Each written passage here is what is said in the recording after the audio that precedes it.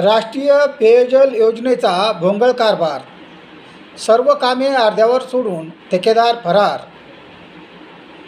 ठेकेदार व वरिष्ठ अधिकारी यांची मिलीभगत असल्याने या योजनेचा वाढला बोऱ्या, अशी नागरिकांमध्ये कुजबूज। सिंदखेडराजा तालुक्यातील चिंदी गावात ना नल ना जल अशी तिथली वस्तुस्थिती। जय भारत जय संविधान। मी प्रवीण कुमार काकडे व आपण बघत आहात लोकप्रश्न न्यूज महाराष्ट्र राज्य। केंद्र सरकारने मोठा गाजावाजा करीत राष्ट्रीय पेयजल योजना आणली। या योजनेअंतर्गत सिंदखेडराजा तालुक्यात 50हून अधिक ठिकाणी काम सुरू आहे। गेल्या 4 वर्षात एकही योजना पूर्ण झाली नाही। ना नल ना जल, पेयजल की अधूरी कहाणी अशी अवस्था या योजनेची झाली आहे। सिंदी गावाची लोकसंख्या 4000च्या आसपास असून या गावासाठी राष्ट्रीय पेयजल योजना 2021 ते 2022 साली मंजूर झाली होती। संबंधित ठेकेदार यांनी प्रथम गायखेडी साखरखेडा येथील तलावात विहीर खोदली। त्या विहिरीजवळ रूम तयार करण्यात आली। तेथून सिंदी गावापर्यंत पाईपलाईन टाकण्यात येऊन जलकुंभ बांधण्यात आले।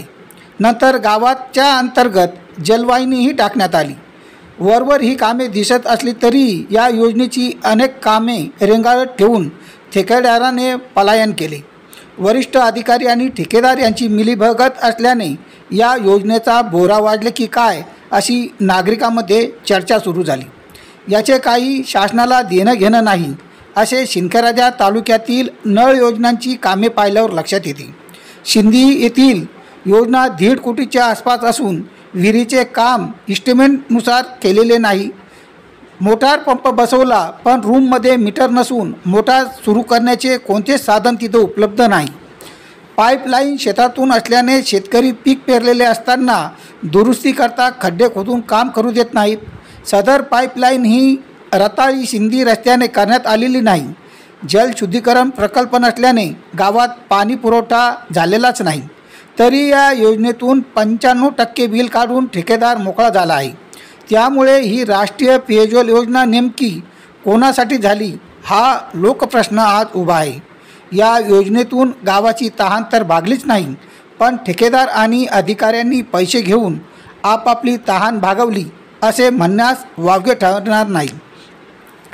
सदर राष्ट्रीय पेयजल योजनेचे काम 2021 साली पूर्ण झाले। कामाचा दर्जा आणि अपूर्ण अवस्थेत काम असल्याने सिंदी गावात पाणी पुरवठा झाला नाही।